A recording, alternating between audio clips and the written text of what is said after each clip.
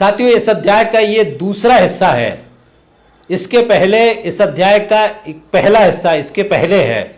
उस पहले अध्याय को जरूर सुने यदि आपने नहीं सुना है, तभी आप इस अध्याय को अच्छी तरीके से समझ पाएंगे। अगली हेडिंग आती है कि अत्यासक्ति से दूर रहें। इसमें कहते हैं जो ये धर्म है, धर्म की ये प्रमुख परिभाषा है जो बता रहे, इसको ध्यान से सुनना।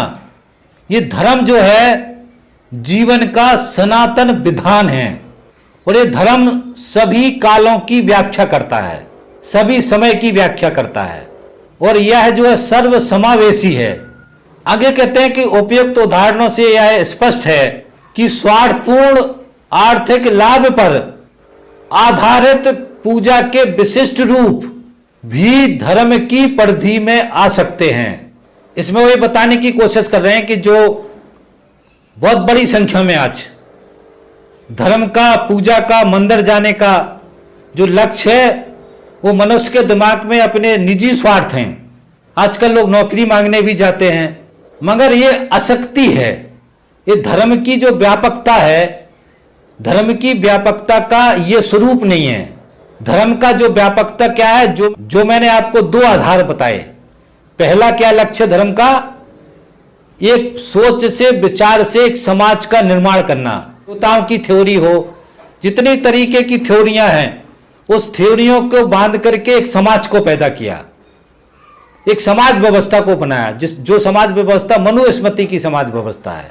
दूसरा लक्ष्य क्या था कि जो मनुष्य अपनी जो आर्थिक सवालों के लिए या उसका मनुष्य का मन, बहुत सारे जो भौतिक वस्तुएं हैं, आर्थिक संसाधन है, पैसा है, धन है, दौलत है, संपत्ति है, इसका लालच करता है, इसकी तरफ जाता है, इसको पाने के लिए कोशिश करता, पाने की अपेक्षा करता, उसके मन के अंदर जागृति आती है और धन इकट्ठा करने की जागृति आती है, ज्यादा से ज्यादा संसाधन इकट्ठा करने की जागृति आती है।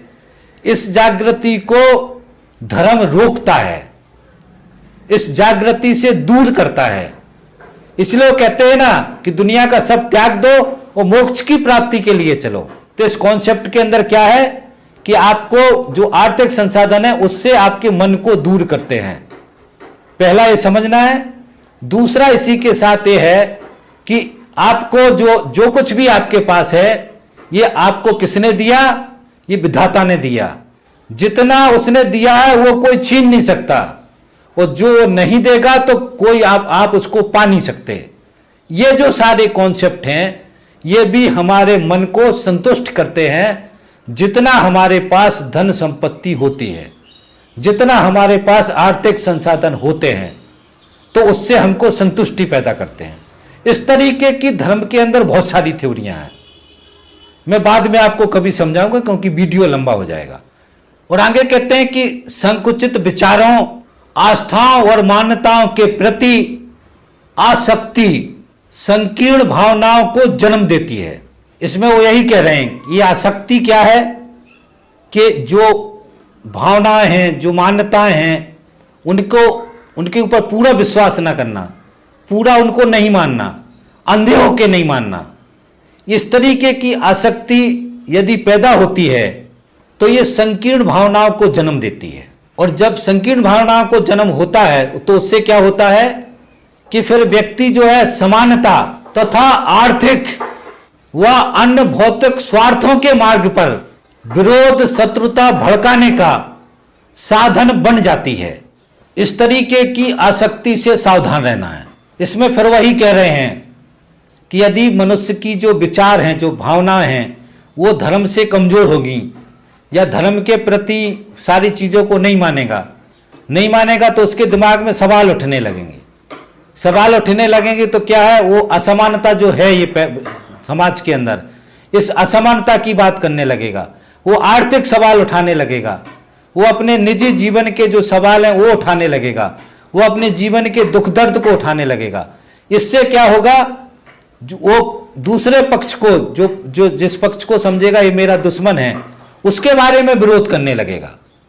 तो इसको रोकना है, इसको ध्यान रखना है कि ये ऐसा ना हो, ये समझाने की कोशिश कर रहे हैं। लक्ष्य क्या है?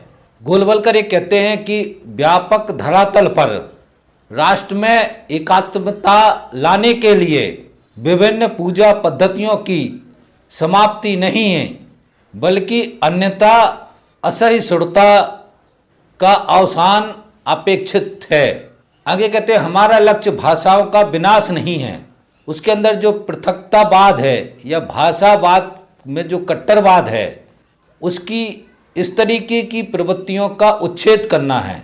अब इसी में अगला एक बीच में हेडिंग आती है साधन एवं उपाय। इसकी पहली हेडिंग आती है उत्कृष्ट श्रद्धा जगाएं। इसमें कहते हैं कि जो भारत देश का जो प्रत्येक व्यक्ति है उसका ये कर्तव्य है कि हिंदू राष्ट्र के लिए खुले रूप से उद्घोष करें और इस हिंदू राष्ट्र के लिए अपने मन के अंदर अच्छे समर्पण का भाव प्रदर्शित करें।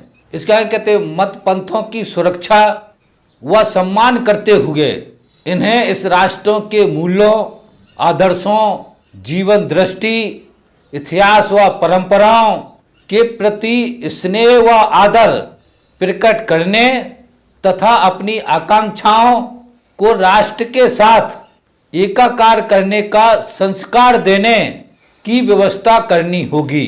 इस प्रकार से श्रद्धा को जगाना होगा। अगला हेडिंग आता है कि विघटनकारी चर्चाएं नहीं। इसमें कहते हैं एक जीवन में सभी नागरिक समान हैं और इस सिद्धांत का कठोरता से पालन करना चाहिए।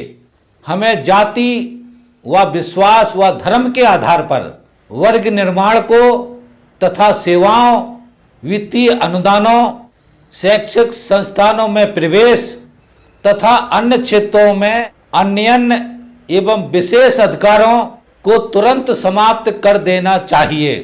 अल्पसंख्यक व वर्गीय शब्दावली में सोचना, विचारना व बोलना अविलंब बंद कर देना चाहिए। इसमें साथ ही ध्यान रखना है कि ये जो गोलवलकर कह रहे हैं इसमें सभी तरीके की चीज़ें कह रहे हैं। आरक्षण लगाया गया था और भी अल्पसंख्यकों के लिए विशेष सुविधा दी गई थी। जो पीड़ित समाज है उसको उठाने के लिए कॉलेज के प्रवेशों में आरक्षण किया गया था। उनको आर्थिक स्तर पे कुछ सहयोग करने की बात की गई थी। तो जितने तरीके की ये सारी व्यवस्थाएं की गई थी इन सारी चीज़ों को वो कह रहे हैं कि इसको समाप्त कर देना चाहिए। जो कमज़ोर तबके हैं इनको उठाने के लिए बहुत सारे विशेष प्रावधान संविधान में किए गए थे। तो जितने तरीके के सब प्रावधान है सभी को समाप्त करने की बात कर रहे हैं। इसका अर्थ है कि जो वर्ण व्यवस्था के आधार पे जो समाज था, जो असमानता वाला समाज था, उस असमानता वाले समाज को ज्यों का त्यों प्रतिस्थापित रखना चाहते हैं। ये हमको ध्यान रखना है। तो ये जो व्यवस्था थी इसको भी तुरंत समाप्त करने की बात गोलवलकर कह रहे हैं और इन सारी चर्चाओं को या सारी व्यवस्थाओं को ये विघटनकारी कह रहे हैं कि ये विघटनकारी हैं, इनको तुरंत समाप्त कर देना चाहिए। अगली हेडिंग आती गलत भाषा नीति को सही करें। अगली हेडिंग आती गलत भाषा नीति को ठीक करें। इसमें समझाते हैं कि जो भाषा है, जो बोलने वाली भाषा है, कोई स्थानीय भाषा है या क्षेत्रीय भाषा है, वो बोलने के लिए ठीक है, मगर सभी भाषाओं को जोड़ने का काम हिंदी करती है। ये वो उनके हिसाब से बोल रहे हैं। इसलिए हिंदी के अंदर, हिंदी के साथ में जो उर्दूकरण किया जा रहा है हिंदी का, हिंदी के अंदर कुछ उर्दू के शब्द डाले जा रहे हैं, ये बहुत ही गलत है। इसका विरोध करते हैं और इसको सांप्रदायिक तुष्टीकरण कहते हैं। इसके आगे कहते हैं कि जो हिंदी, जिसको राष्ट्र की राजभाषा कहते हैं, उसके प्रति ऐसा दृष्टिकोण ठीक नहीं है और अंग्रेजी को भी हिंदी के बराबर बताना ये भी ठीक नहीं है। और इस तरीके से जो ये जो दोनों बातें हैं इसको कहते हैं कि इस तरीके की बातों को चर्चा करना या बोलना तुरंत बंद कर देना चाहिए।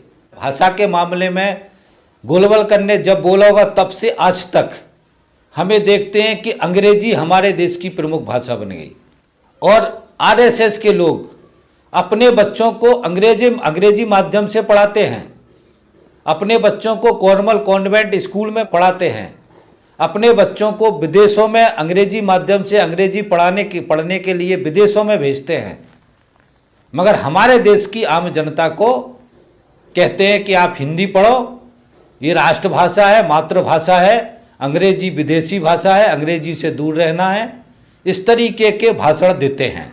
तो हमको ध्यान रखना कि आज की तारीख में जो भाषा है वो आदमी का रोजी रोटी रोजगार का संसाधन है।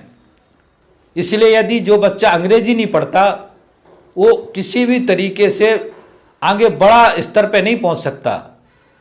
तो ये ज़रूरत है आज की, और आज बड़ी संख्या में विकास क्रम के हिसाब से दुनिया का जब से वैश्वीकरण हो गया है तब से अंग्रेजी का महत्व और ज़्यादा बढ़ गया है, और अंग्रेजी के माध्यम से जो नई पीढ़ी है अंग्रेजी माध्यम से पढ़ाई कर रही है। भाषाओं के विकास क्रम में भी हमको समझना है कि संस्कृत पहले भाषा थी, संस्कृत भाषा को धीरे धीरे करके वो बोलचाल की भाषा से विलुप्त हो गई, हिंदी आ गई, और हिंदी भी एक समय के बाद आप देखेंगे कि बोलचाल की भाषा से धीरे धीरे कम हो रही, अंग्रेजी भाषा ज़्यादा महत्वपूर्ण हो रही। तो ये विकास क्रम है, और विकास क्रम ज़रूरत से तय होता है, किस चीज़ की कितनी ज़रूरत है। यदि हिंदी पूरा दुनिया की भाषा होती तो हिंदी सब लोग हिंदी पढ़ते, मगर दुनिया का भाषा हिंदी नहीं है, अंग्रेजी है, इसलिए लोग अंग्रेजी पढ़ रहे। अगली हेडिंग आती है ऋणात्मक शासन प्रणाली।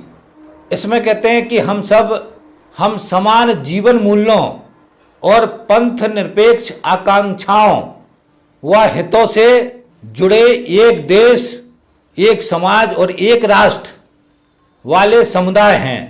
अतः स्वाभाविक है कि ऐसे राष्ट्र के लिए सभी पहलुओं को नियंत्रण करने के लिए एकात्मक शासन व्यवस्था ही होना चाहिए।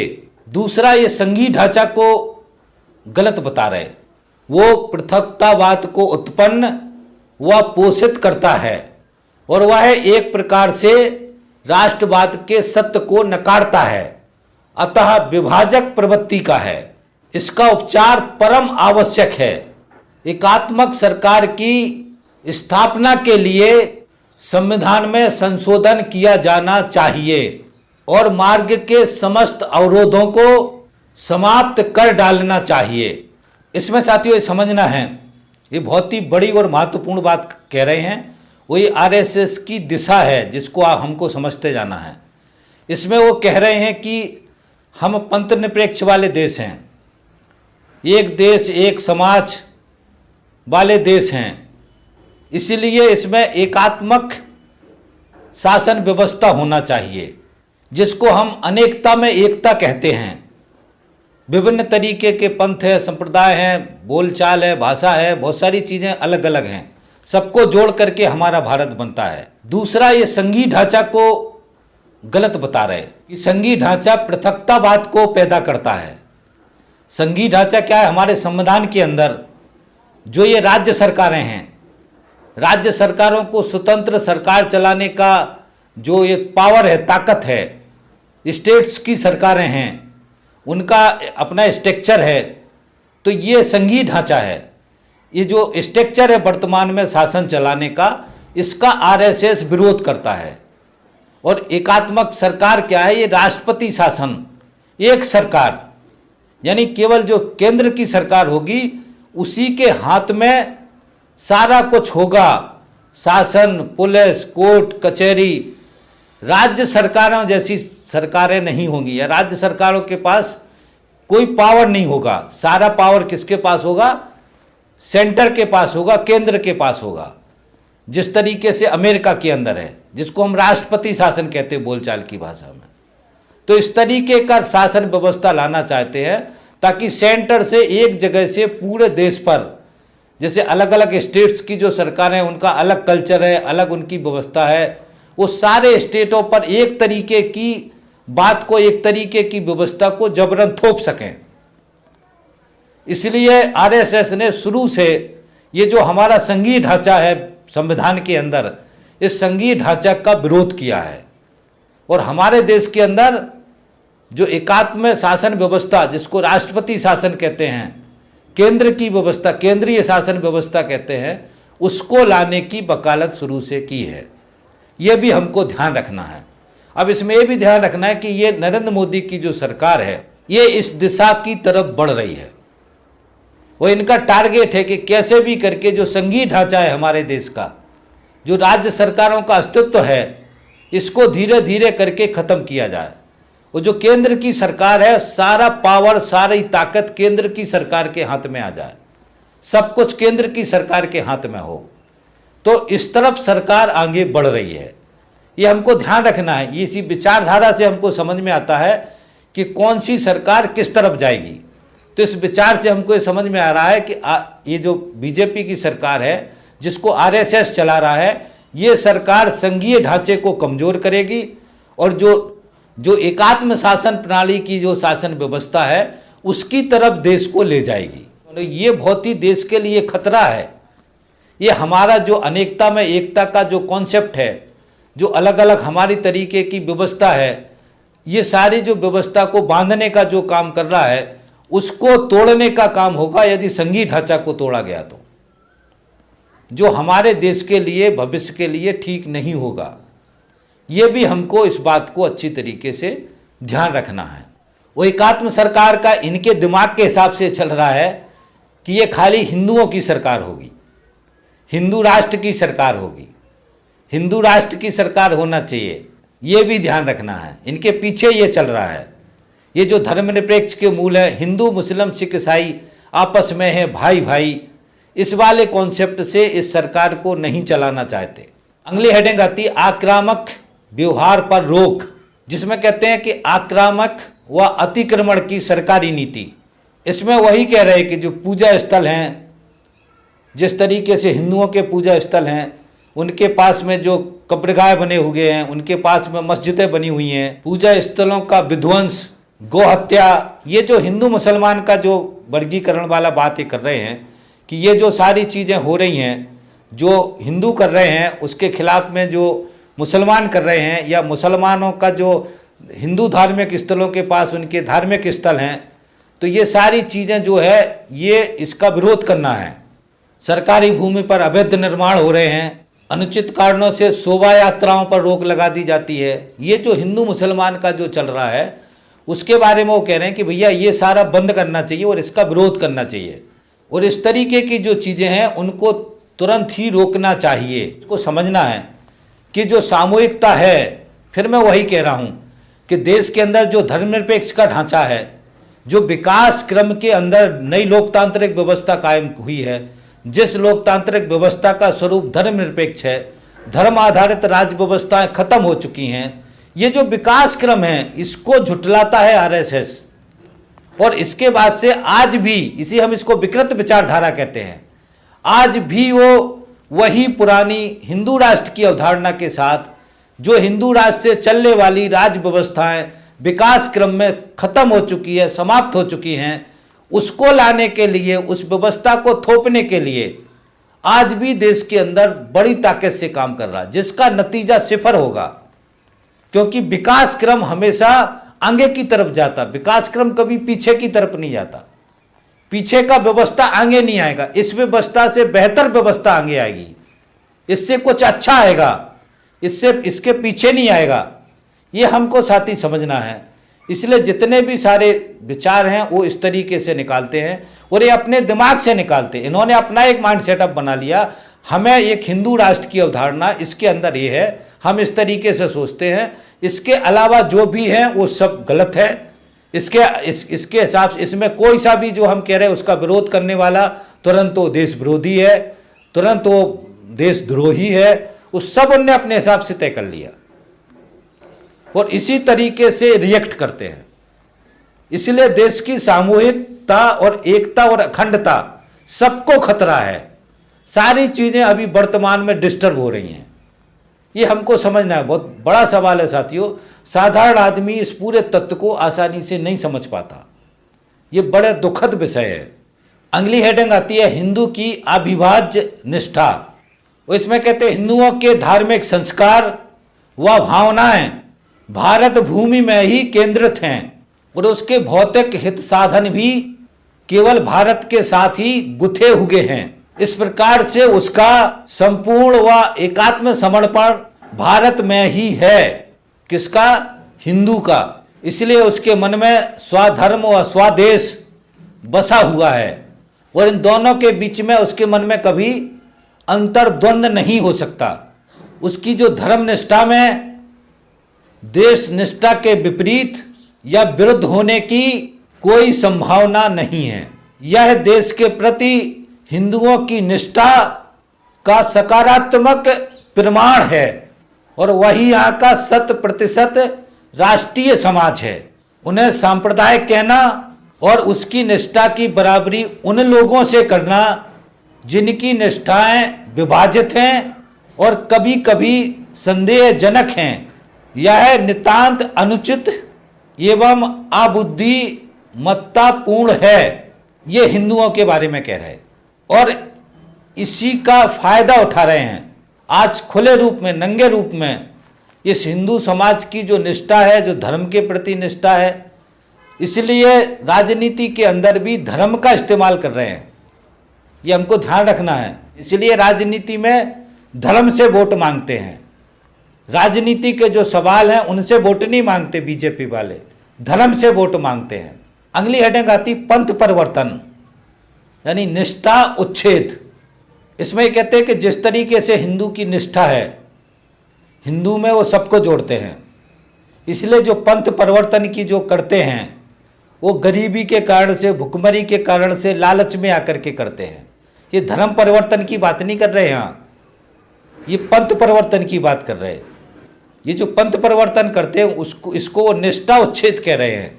अगली हेडिंग आती है वर्तमान विकृति और उचित दिशा। इसमें गोलवलकर कहते हैं कि वर्तमान जो परिस्थिति है जिसके अंदर हिंदू बहुसंख्यक हैं, मुसलमान भी हैं, ईसाई भी हैं, जो बाहर से आए हैं, जिनका धर्म विदेशी है, जिनका धर्म और संस्कृति विदेशी है, तो ये जो बाहर से आए हैं, अब ये एक समस्या है।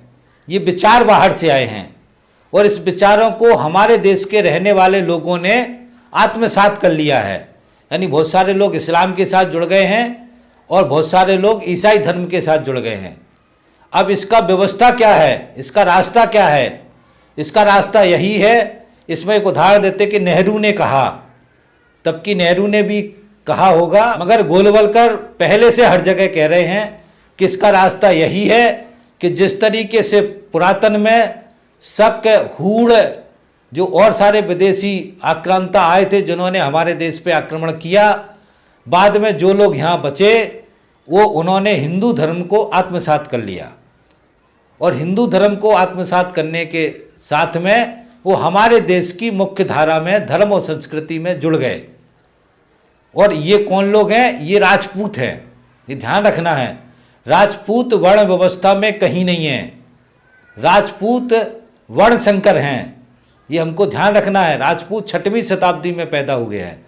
तो इसी तरीके से वो ये कह रहे हैं कि हमारे देश के मुसलमानों को, हमारे देश के ईसाइयों को, उस सब को छोड़ करके हमारी जो धर्म संस्कृति है उसको आत्मसात कर लेना चाहिए।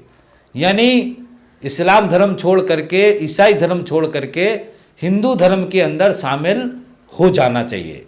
और हिंदू धर्म के अंदर बहुत सारी अलग अलग पंथ हैं, अलग अलग पूजा पद्धति हैं, वो इसमें कुछ भी चुन सकते हैं, किसी भी पूजा पद्धति में शामिल हो सकते हैं, मगर उनको जो विदेशी विचार का धर्म है वो त्यागना होगा। तो इस तरीके से ये समस्या पैदा हुई और इस समस्या का उपाय ये है, ये समझाते हैं और इसको उचित दिशा कहते हैं। अगली हेडिंग आती है एकात्मता समिति भंग करो। इसमें ये कहते हैं कि सरकार ने राष्ट्रीय एकात्मता के नाम पर कुछ असंतुष्टों का एक समूह बना लिया है। वो इसमें जो वो चर्चा कर रहे हैं, वो चर्चा में जो है देश विरोधी जो गलत निर्णय हैं वो लिए जाएंगे और उसको सरकार मानेगी। तो इस तरीके से जो ये समिति है इसका कोई मतलब नहीं है, इसको तुरंत इसको ख़त्म किया जाना चाहिए। ये क्या है एकात्मता समिति? सभी धर्मों को, सभी संप्रदायों को जोड़ करके एक भारत बनाना, सबको एकजुट करना, ये इस धारणा के लिए एकात्मता समिति का गठन हुआ था। तो ये ध्यान रखना है कि जिसमें सभी का जोड़ने का, जैसे हिंदू, मुस्लिम, सिख, ईसाई आपस में है भाई भाई, ये कहने वाला इस विचार के पीछे का जो पूरा कॉन्सेप्ट है उसको आरएसएस उसका विरोध करता है और वो कहता है कि ये भाई भाई तभी हो सकते हैं जब मुसलमान और ईसाई अपने धर्म को त्याग करके, संस्कृति को त्याग करके हिंदू धर्म को और यहाँ की जो संस्कृति है उसको आत्मसात करेंगे, तभी भाई भाई होंगे। ऐसी कोई ये समिति बनी थी जिसको भंग करने की मांग कर रहे हैं। साथियों, इसके आगे तीसरा अध्याय है। तीसरे अध्याय को जरूर